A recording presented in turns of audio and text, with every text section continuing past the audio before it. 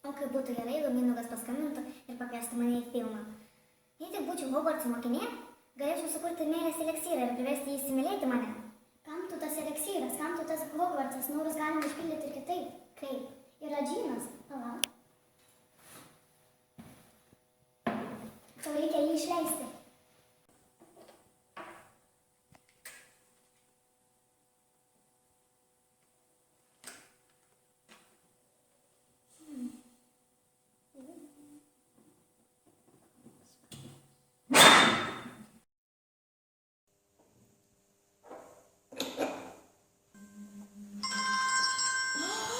Mindaugas!